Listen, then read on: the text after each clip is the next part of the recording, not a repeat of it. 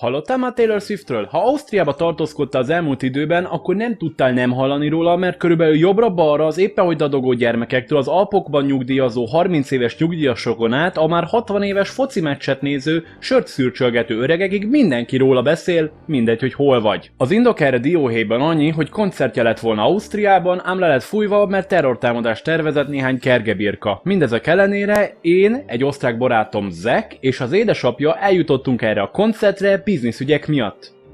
Igazából egyébként nem, de az eseményeket Taylor Swift koncertként emlegetjük, már csak azért is, mert ténylegesen mindenki Taylor Swiftről beszélt, majdhogy nem megállás nélkül. Olyan szinten, hogy az osztrák kóbor állattartomány is már szépen lassan megtanulta Taylor Swift nevét artikulálni.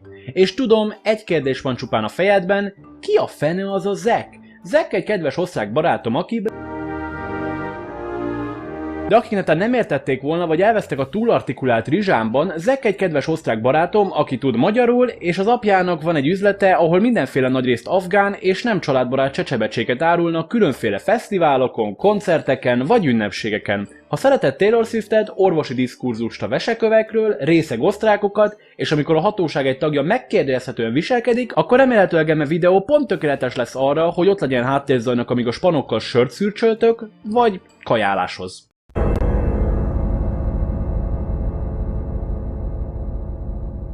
Eme csodálatos eseménysorozat egy egyszerű messenger hívással kezdődött, ahogyan egy valamennyire már részeg Zach felhív, hogy van-e kedvem elkísérni másnap Ausztriába a Taylor Swift koncertre, és kisegíteni a munkában, meg elérni, hogy ne kapjon teljes agydobot, mert több napon át egyedül lenne a faterjával konzisztensen. No meg persze mellékküldetésként megkért arra, hogy hozzak neki nem zero kólát, meg dohányt természetesen. Úgy voltam vele, hogy oké, eközben Zach megszólt az apjának, hogy jönne az alkoholista magyar spanja, ki segítene összerakni a standot. Ezt valamiért Zach kapja egy orbitális agyfasszal reagálta le, mondvá, hogy nem is tudnék segíteni, szóval Zach visszahívott, hogy tervek lefújva, mert az apja rasszista. Elszomorító tény, de nem lehet vele mit csinálni. Viszont rá 2 órára és 2 sör után valamiért meggondolta magát, és megmondta Zachnek, hogy nem azt akarja, hogy abszolút ne jöjjek, hanem csupán 2 órával azután jöjjek, miután ők már megérkeztek, ami éjfél és 4 sör után már sok volt Zachnek, és a fasza ki volt. Meggondolta, hogy már alszom, szóval nem szólt egyből.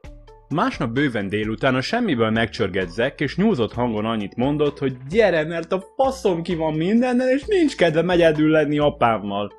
Mire én megkérdeztem, hogy nem úgy volt, hogy nem menjek, mert keresztre feszít, erre Zach csak annyit mondott, hogy brá, nem úgy gondolta. Legalábbis nekem ezt mondta, hogy gyere. Mit én csak egy diplomatikus okkal reagáltam le, és egy -5 csillagos lakóautóvá csináltam az autómat, azzal, hogy kiszedtem néhány ülést, és beleraktam egy jógamatracot, párnát és egy rövid pókrócot. Majd elmentem a nagyságos nemzeti dohányboltba dohányért, és természetesen vettem nem zero kólát kajával együtt a kisboltban. Ügyelni kell arra, hogy ne legyen zero, mert valamiért Zach szerint a zero kóla a sátán alkotása, amely megpróbál a szervezetében mindent tönkretenni. Nem mintha a nem zerónak nem ugyanez lenne a hatása.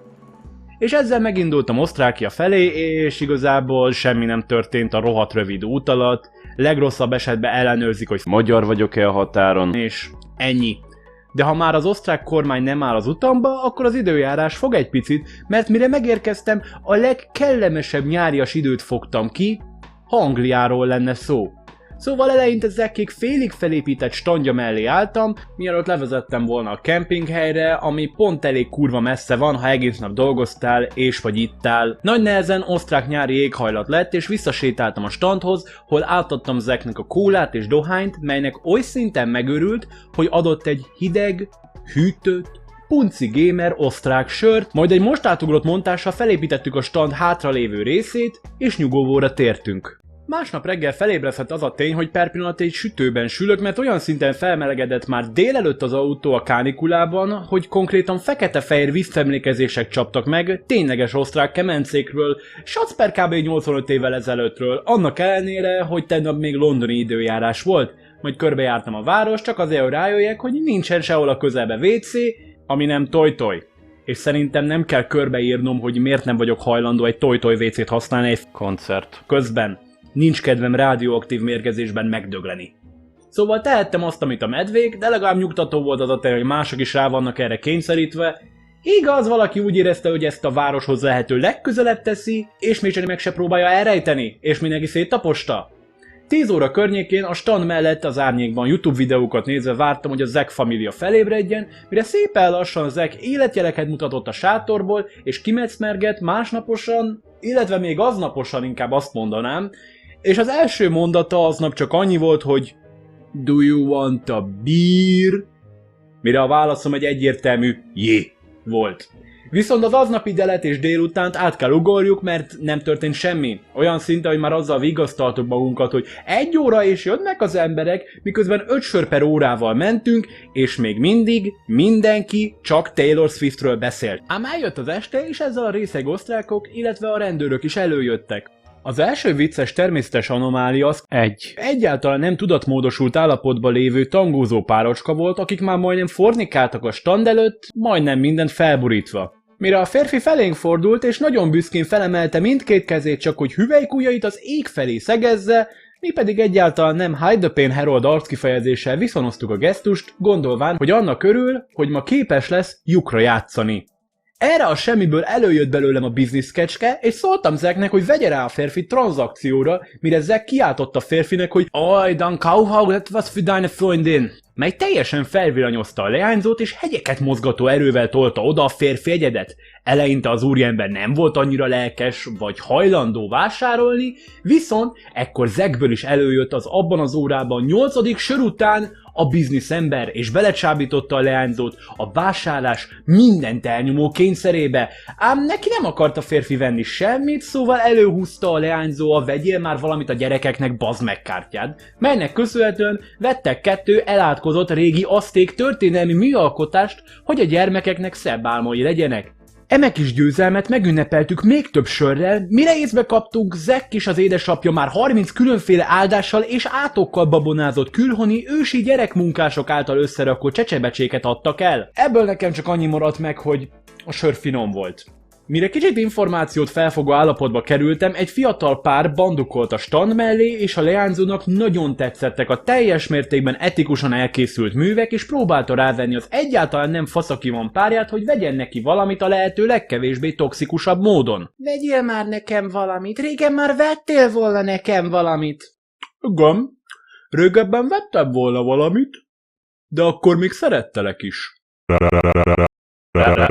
Eme vicces jelenséget követően megint elkezdtem az ürességbe bámulni, mely vissza is bámult, és a háttérből mindig csak annyit vettem ki, hogy Taylor Swift itt meg ott, de már olyan szinten természetessé vált, mint a szél suhogása. Addig is Zack és apja folytatták a bizniszt. Egyszer csak a semmiből megjelent egy részeg férfi, igaz mindenhol részeg férfiak és nők voltak, kinek egy kicsi malac figura nagyon bejött, mely 18 euróba került volna, mely ár nem tetszett neki és próbálta lealkudni Zack apjával, melyet sikeresen lealkudtak 13 euróra, hatalmas nagy örömmel előkapta a pénzt, ám mint egy keselyű a semmiből megjelent a házi sárkány, kiszabta a kezéből a pénzt, majd távozott. És szegény úriember nagy bánattal, fejét leszegezve elsétált a beláthatatlan sötétségbe. Néhány perc múlva ismét felbukkant a házi sárkány, sokkal részegebb, és valószínűleg a kevéske megmaradt lelkiismerete rávette arra, hogy próbáljon már ne ekkora büdös kurva lenni, ám a pénzt már elkapkodta a tudatának módosításáért, szóval össze-vissza keresett a véget nem érő ritikőjében, néha-néha nagy nehezen előbányászva, körülbelül 5 török lírával felérő pénzmennyiséget, melyet poharakkal próbált kipótolni, és nem mint hímsoviniszta faszfejek, hanem mint épésszel rendelkező részeg bizniszemberek, megmondta neki Zack és édesapja, hogy nem. Melyre a reakció egy hatalmas nagy hiszti volt, melyben kijelentette elégedetlenségét, hogy ezeket a tárgyakat nem is az árusok készítették, és ezzel nem adnak semmit a társadalomhoz, melyet jogosan csak annyival reagáltuk le, hogy kiröhögtük. Még én is. Pedig nem értettem egy kurva mukkot se abból, amit mondott.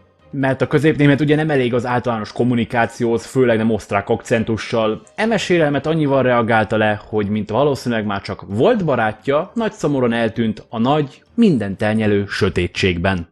Ám koncert természetesen felkészülve érkeztek már mind a mentősök és rendőrök arra az esetre, ha valami rosszra fordulna, és készenlétben álltak. Egyszer-kétszer megkérdezték csupán, hogy minden oké-e, ám hajnali 2 körül a legfenyegetőbb és professzionálisabb kiállású szuperzsaru, kinek léptei vízhangoztak a tömeg ricsajában is jött oda hozzánk. Eleinte egyszerű komor igazoltságot azonosító dolgokat kérdezett Zacktől, a lehető legpasszív-agresszív és fenyegető módon, ám a komor professzionalitás szépen lassan elkezdett elpárologni, mikor meglátta kitalálta a fasz alakú sörnyitókat, és elkezdte őket kivizsgálni egyesével, részletesen és alaposan, mintha a laborban vizsgálná a lehetséges gyilkos fegyvereket. Egyesével nézte és hasonlította össze őket méretre, mintára, alakra, színre és már majdnem szagra meg ízre is. Mikor megtalálta a tökéletes alakú, színű, méretű és mintájú, valójában csak a legnagyobb himbilimbit, mely tökéletes egy sör nyitására.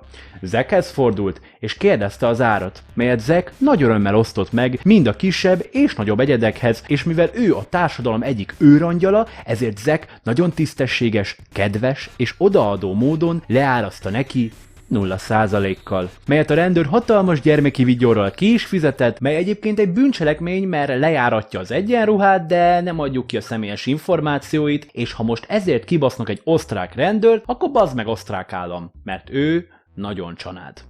Zacknek egyetlen bánata, hogy nem készített egy fotót arról, hogyan a büszke rendőr tartja a hímvesszőt füligérő vigyorral, majd eldicsekedett a kollégáinak is vele. És zárjuk le a napot azzal, hogy bemutatjuk Bernt, aki a második nap bebaszva, mint a disznó, oda sompolygott hozzánk, és a legelső dolog, amit akart, az az ingem volt, mert le akart rólam vásárolni. Majd mikor megmondtuk neki, hogy bocsi, de nem, akkor tekintetét a rendőrökre szegezte, és hatalmas lelkesedéssel, illetve elszántsággal kijelentette, hogy ő most meg fogja erőszakolni a rendőröket, majd mint egy anime karakter a rendőrök felé kezdett sétálni, fenyegető aurával.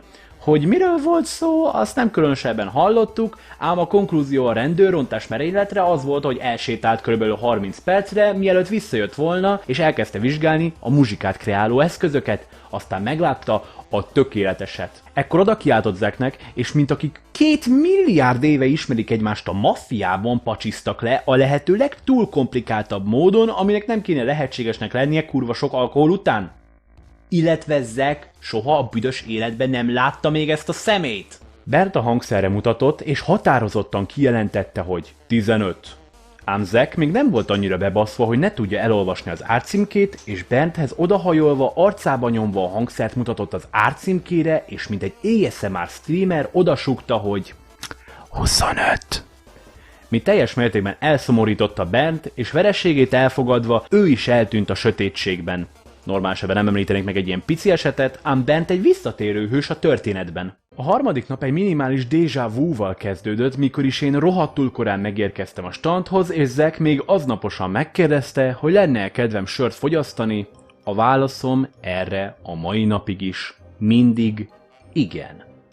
Gyorsan összeraktuk a standot, és még egy sörrel ünnepeltük a kemény 20 percnyi munkát, csupán 18 óra volt még hátra. Az első vevők Bernt és barátai voltak, akik délelőtt 11 órakor már annyira voltak józanok, mint egy átlag falusi magyar munka után. Zackhez fordulva, kalapban és napszemüvegben, Bernt megkérdezte, hogy felismeri-e, ám hála az akkor beütő másnapnak és áruhának Zack egy egyszerű nem olyan jó a memóriám, ha személyekről van szó, illetve inkognitó módban vagy bazd meggel válaszolt, mire Bernt lekapta az áruhát, meg mindent egyértelművé tett, csak azt nem, hogy hogyan tudtak olyan komplikált módon lepacsizni, annak ellenére, hogy még mindig technikailag idegenek voltak egymásnak.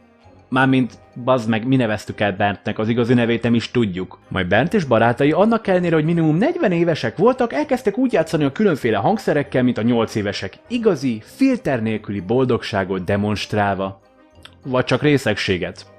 Ez a jelenség felidegesítette Zack apját, mert józan volt még. De mivel Zack fogyasztott elég alkoholt, és rohadt menő bizniszembernek érezte magát, ezért valahogy rábeszélte őket, hogy alkudozás nélkül teljes árért vegyék meg a hangszereket, mely megnyugtatta Zack apját, és Bernték örömmel távoztak, persze csak átmenetileg, majd néhány vásárló sör és rumos kóla után Zack apja a biznisz érdekében rámadott egy szoros, viszketős rastafari sapkát, mielőtt Bernték visszatértek volna, ismételten inkognitó módban, majd megint déjà vu Zackkel, mármint konkrétan ugyanaz a dolog, ugyanazokkal a szavakkal lezajlott, és Zack apjának az ötlete túl jól működött, mert Bernt instant megvásárolta a sapkát a fejemről. Annak ellenére, hogy kiemeltük, hogy vannak nem használt sapkák, amik nincsenek egy magyar fején, de annyira örült a kecskekorpának, hogy még borravalót is adott érte. Majd Bernt története ismeretlenné válik általunk, mert diszpónolt. De a legendák szerint még mindig inkognitó módon, részegen bassza a rendőröket beleegyezés nélkül. Nagysörözés közben felbukkant egy fiatal srác és az anyja, akik annyira szerencsétlenül beszéltek németül, mint én, illetve nem említették meg a semmiből Taylor Swiftet, szóval hamar realizáltuk, hogy magyarok. Szóval, mivel legalábbis én úgy gondolom, hogy beszélem a nyelvet, illetve eddig csak pakolásban és áruviselésben voltam hasznos marketing céllal, ezért szóba keveredtem velük, hogy hát ha el tudok nekik adni valamit. A csávó majdnem egyből kibökte a pipákat és megkérdezte, hogy alkalmasak-e tetrahydrocannabinoid fogyasztására. Megmondtam, hogy természetesen eme prima állapotban lévő kifogásolhatatlan termékek úgy működnek, ahogyan ki vannak találva. Viszont szóltam neki, hogy még ha magyarul is, akkor sem nagyon emlegesen ilyen illegális témákat tekintve, hogy a rendőrök egy köpésre voltak még mindig el az előző nap vásárolt termékkel. Meg azért is, mert én még mindig egy rastafari sapkában tündököltem, mint a Salamon töke. Ekkor rákérdezett, hogy egészen véletlen Ausztriában nem legális az ilyen típusú növények fogyasztása kiszárítva és égetve, melyre mondtam, hogy nem, az Németország, ám annak érdekében, hogy emeljem annak az esélyét, hogy vásároljon is valamit, megsúgtam neki, hogy figyelj, lehetséges, hogy édesanyád azt mondta, hogy a fű az ellenséged, de Jézus azt mondta, hogy szeresd az ellenségedet. Csak ne csináld a rendőrök előtt. Eme bölcs, nem sunyi, nem manipulatív szavak profit érdekében mélyen beásták magukat a fejébe, és megmondta, hogy később még visszajön, eme 8 sikert természetesen sörrel ünnepeltük meg Zekkel. A nagysörözés közben elkezdtem firkálni, mert nem elnyomva lenni napi egy hónapot napfény és öröm nélkül minden nap előhozza az ember ihletét, szóval elkezd festménykoncepteket sketchelni, mely megragadta Zek apjának a figyelmét, és elkezdett kérdezni a rajzhabitusaimról, mióta rajzolok, stb. Illetve megkérdezte, hogy van-e netán több kép a telefonomon. Én meg gondolkodás nélkül találtam egyet, és odaadtam neki a telefonomat. Sok sör után el is felejtettem azt a lehetőséget, hogy elkezd lapozni a rajzokat, amit meg is tett. És ekkor eszembe jutott, hogy a telefonomon nagyrészt fizetett, rendelt képek vannak, ezzel csupán az a probléma, hogy szerintem nem kell kiveséznem, hogy melyik közösség rendelt tőlem nagyrészt rajzokat förik. Szóval ahogyan Zek apja lapozgatja a telefonomon a rajzokat, melyből sok volt a cuki-muki ügyű, én szépen lassan kezdtem süllyedni az ürességbe, és halálra vágytam mindennél jobban, melyet lehetett látni Zekken, hogy átérez. Ám mikor pörgetés végére ért édesapja, csak egyszerűen visszaadta a telefont, és megkérdezte, hogy netán valamikor tudnék-e neki lefesteni stílusosan egy falat az egyik telkén. Azóta Zek aggódva hunja le a szemeit minden este, attól félve, hogy az apja egy furryvé válik. Na de telt smúlt az idő, és még mindig mindenki, legyen az állat, ember vagy fa, Taylor Swiftről beszélt, és két nagy rajongója felbukkantak, pont mikor mind a két professzionális anyanyelvén beszélő elfoglalt volt fejenként 30 emberrel, szóval rám esett a sor, hogy megpróbálják osztrákul kommunikálni, majdhogy nem bármit. Eleinte csupán annyit kérdeztek, hogy mennyibe kerülnek a fülbevalók, mert nagy nehezen elmokogtam, hogy egy pár 6 euró, de két pár csak 10, mely felvillanyozta őket, és hatalmas nagy örömükben fogalmam sincs, hogy mi a fenét kérdeztek, mert annak ellenére, hogy én rohadtul képes vagyok túlfogalmazni, az még csak labdába se rúg egy átlagos osztrákhoz képest, aki elhitte, hogy a másik illető is osztrák. Mikor a kérdésének a végéhez ért, nagy nehezen kivettem azt belőle, hogy hasonló fülbevalót akar a barátnőjének, mint amilyet kiválasztott, de nem volt több olyan fülbevaló, szóval nagy nehezen elnyikódtam, mekegtem, meg táncoltam, hogy nincs több pont ugyanolyan, de van hasonló hippi témájú, mire megint beindult a szájába a hidrolikus motor, és 2 másodperc alatt kb. 371 szót mondott el 2 másodpercen keresztül, melyet józanul nem bírnék megérteni, nemhogy beláthatatlan mennyiségű alkohol után, miután már le is voltam lassulva. Ám mikor úgy nézett ki, hogy minden veszve van és stroke-ot fogok kapni attól, hogy túl mély vízbe vetettem magamat, és konkrétan lövöldözve vagyok szavakkal, leesett nekik, hogy nem vagyok valami echte osztrák, és lágyan megkérdezték, hogy az angol optimálisabb lenne, angolul persze. Ám addigra Zek letudta a 30 plusz embert, és igaz kicsit későn, de hősiesen megmentett a további agyi károsodástól, de minden oké, mert 20 eurót hagytak a standnál. Kicsivel később egy érdekes, hosszúhajú 40 éves fiatalember elkezdett a hangszerek körül ólálkodni, bent lelkesedését tükrözve. Zek édesapja odament hozzá és megérdeklődte, hogy kell neki valamilyen hangszer, amivel biztosíthatja, hogy a barátnője lelépjen otthonról Vegasra egy biznisz hétvégére. Az úriember nagyon is érdeklődött a hangszer iránt, ám az autójában hagyta a pénztárcáját, és csupán telefonnal lenne képes fizetni. Ami nem volt igaz, mert a milliárdokba kerülő BlackBerry telefonja le volt merülve. Szóval Zack kapja egy fasza ultimátummal rukkolt elő, miszerint, hogy ő elviszi a hangszert, itt hagyja a telefonját tölteni, majd Zacknek odaadja a pénzt, amikor a telefon feltöltődött. A terv egyszerű és valamennyire praktikusnak is hangzott valószínűleg 10 sör után. Viszont azt az icipici kis részletet elfelejtette a tervből, hogy szóljon is Zacknek. Szóval a pali odajött, hogy tölti a telefonját, ami egyébként olyan retkes volt, hogy utána Zacknek gyémánt sarokcsiszolóval kellett leflexelnie a koszt a töltőről, annak érdekében, hogy a saját Blackberry-ét tudja tölteni. Elvitte a hangszert, ki nem fizette, és egyikünk sem tudott arról, hogy vett is valamit, csak visszaadtuk neki a telefont kérdés nélkül, ő pedig elfelejtette, hogy fizetni is kéne. Fél órával később Zack apja kérdezte, hogy a pali kifizette a hangszert, melyet Zack egy háborús PTSD-vel teli tekintettel reagálta le édesapja felé, illetve csak annyit kérdezett, hogy mit?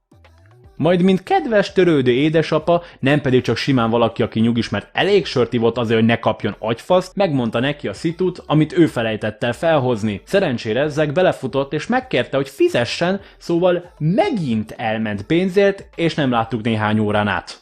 Eközben szépen lassan visszajött a magyar csávó, ismételten körbenézni az árukat az édesapjával, aki a standot meglátva már eldöntötte, hogy venni fog valamit. Eleinte a kifeszített képeket vették célba, és igyekeztem még jobban rávenni őket arra, hogy próbáljanak venni, azzal, hogy kerekperec csak dicsértem a képeket, és a lehetőleg inkluzívabb módon mondtam, hogy ha ilyen kép van a szobád falán, akkor igazi puncincálóvá válsz. De sajnos az ár magyar fizetésből soknak érződött. Szerencsére az apja körülbelül annyi alkoholt fogyasztott az elmúlt órában, mint mi egész nap, és rohadtul röhögött a fasz alakú sörnyitókon, azon meg még jobban, hogy az osztrák rendőrség hagyta őket jóvá, azzal, hogy vásároltak egyet. Szóval vásároltak egy legális dohánytermékhez használatos pipát, és boldogan továbbálltak, majd nem láttuk őket többet. A tartalmas eseményeket követve 4 fiatal osztrák 50-50% nemi arányban felszólították Zacket karkötő vásárlás ügyében. Zack, mint a türelmes, professzionális bizniszember elmondta nekik az árakat, amik egyébként oda voltak írva. Ezt követve az egyik leányzó Zack lelkébe tekintett nagyon mélyen, és közelebb is ment az arcához, a légkört is megfagyasztva, majd a lehető legridegebb módon megkérdezte. Van veseköved? Eme semmiből jövő kérdésre Zack a legracionálisabb módon válaszolt zavarodottságból. Nem, igen, nem tudom. Ezután viszont adott a leányzó kontextus is, és megmondta, hogy ő valójában egy világjárta, professzionális, nem underground, nem sketchy, teljes mértékben hivatalos és érvényes orvosi engedéllyel rendelkező orvos. És ha olcsóban adja Zack a karkötőket, akkor szívesen kiveszi neki a veseköveit, ha vannak persze. Ezt a csodálatos csereberét viszont elrontotta az egyik barátja, mert feltűnt neki, hogy Zack éppen sört fogyaszt és felkiáltott. Hát nem lehet veseköve, ember, nem látod, hogy sört iszik, aki sört iszik, annak nem lehet veseköve. Ez a tény nyugtató volt számunkra, hisz folyadékbevitelünk 90%-a sör, 5%-a rumos kóla és 5%-a víz volt már 3 napja, szóval nem volt orvosi leárazás a karkötőkön a nap végén, illetve az egyikőjük, akiről kiderült, hogy magyar imposztor, vett egy nyakláncot is, majd pár perc múlva csintalanul érezte magát és eljátszotta Zacknek, hogy a dísz a nyakláncról leesett, és mivel Zacknek a fasza ki volt már, adni akart neki egy pótlást, mire rakancátlan magyar felfedte, hogy csupán csíny volt az egész fiútestvér. Ezt Zack nagyon komor tekintettel reagálta le, lágyon a vállára tette a kezét, és annyit mondott: baszódj meg. Majd mindketten röhögtek, mint a filmekben, de ha a rendőrök szavai igazak, akkor az imposztor magyar még mindig börtönben van szélhámosságért. Eközben nagy nehezen visszabandukolt a lógós csávó, aki még mindig nem fizette ki a hangszert, ismételten töltést kérve a telefonjába túlzott TikTok használat eredményeként. Zack megkérdezte, hogy kifizette már a hangszert, és mint kiderült, odaadta az árat Zack apjának, majd Zacket finom chipsszel kínálta, és utána úgy el voltak egy darabig, mint a befőtt. Ezek után még történtek vicces, ám rövidebb dolgok, mint például egy speedes csávó odajött a standhoz körbenézni, miközben nem bírt egy időségben és dimenzióban maradni, majd kiderült, hogy félig magyar, és majdnem szívrohamot kapott, amikor annyit mondtam, hogy nem kell kapkodni viccelődésből, miközben nézegette az árukat. Egy osztrák csávó majdnem megsemmisítette a standot egy lángossal, Mire egy másik Zacknek körülbelül levetítette mindkét világháborút hatalmas nagy lelkesedéssel. A telefontöltős úriember vagy 72-szer jött telefonját tölteni, illetve Taylor Swift-es eset miatt kivágtak egy arab párt a rendezvényről. Jó, igazából azért, mert balhéztak, de az egyik biztonsági őr fűzött egy olyan megjegyzést, hogy nem lehet ilyenekbe megbízni, hát láttátok, mi történt a Taylor Swift koncerten, majd le akarta csapni Zacket, amikor megkérdezte, hogy a megjegyzése nem rasszista egy pöppet. Ehhez Zack csak annyit tudott hozzáfűzni, hogy Taylor Swift miatt az országom megint rasszista lett. Ám szépen lassan eljött az ideje, hogy nekiálljunk pakolni, és az áruk nagy részét el is pakoltuk Zackkel, mielőtt olyan per kb. Hajnali 4 körül elmentünk volna aludni, és én ismételten megint megjelentem olyan 8-9 körül a standnál a mobilis ágyammal együtt, hogy segítsek a leépítésben. A legnehezebb az egészben az volt, hogy egy sört nem ihattunk meg, mert elfogyott. Illetve azért, mert még haza is kellett vezetni. Mindennek a végén elvoltunk, megtudtuk, hogy miért lett Taylor Swift miatt megint rasszista Ausztria, és remélem ti is elvoltatok ezzel a videóval. Ha tetszett, akkor nyomjatok egy lájkot és iratkozzatok fel, ha nagyon adakozónak érzitek magatokat. Én megköszönöm szépen a figyelmet, további kellemes estét!